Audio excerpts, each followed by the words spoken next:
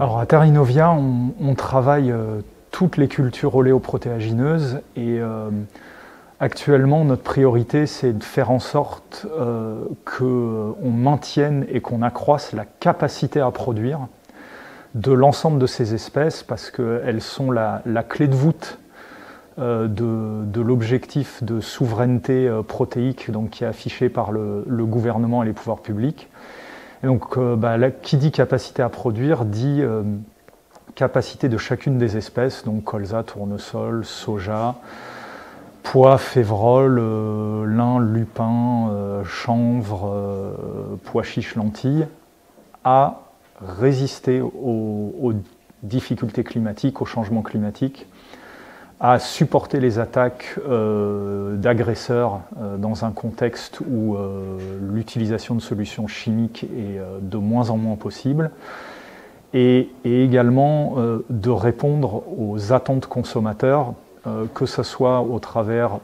de l'alimentation du bétail,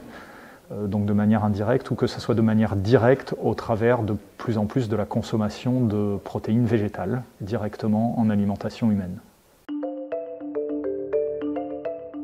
Alors la filière oléoprotéagineuse a un historique très très long de collaboration avec les semenciers. À titre d'exemple, l'existence des colzas hybrides, c'est un co-investissement de la filière et de son institut, des pouvoirs publics et des semenciers. Voilà que l'INRA a estimé comme ayant généré 840 millions d'euros de retombées économiques, dont 80% qui sont revenus vers les producteurs. Et aujourd'hui, ce qu'on espère finalement, c'est créer très très fortement cette dynamique sur les espèces sur lesquelles on travaille déjà très bien ensemble et également vraiment favoriser une dynamique de progrès génétique sur toutes les cultures légumineuses qui sont un peu les parents pauvres de l'investissement en sélection, que ce soit dans le secteur public et dans une moindre mesure dans le secteur privé.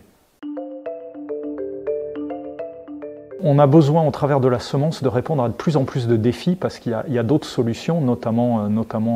agrochimiques,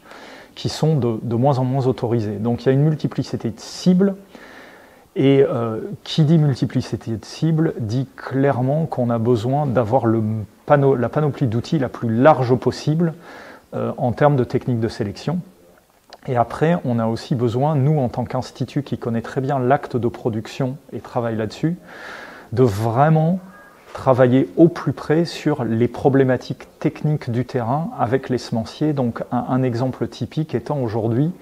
comment on travaille sur des variétés adaptées aux nouveaux modes de conduite du colza qui sont aujourd'hui presque les seules manières de faire pour réussir la culture. Et ça, c'est des choses qu'on fait très bien avec les semenciers aujourd'hui au travers d'une multitude de projets pour adapter ce colza à cette conduite agroécologique en association avec des légumineuses, avec plein de pratiques agronomiques vertueuses. Les semenciers aujourd'hui, ils sont très sensibles à ça et on a d'excellentes collaborations avec eux.